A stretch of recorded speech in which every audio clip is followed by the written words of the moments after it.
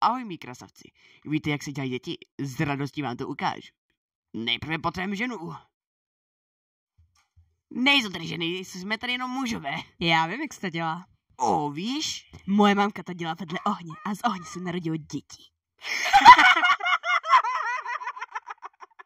To není způsob, jak dělat děti. Tak jak se to teda dělá?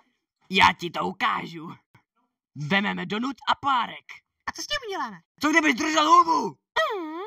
Takže vezmeš párek a pak to... Sejedeš! Takhle se to nedělá! Takhle to chceš udělat.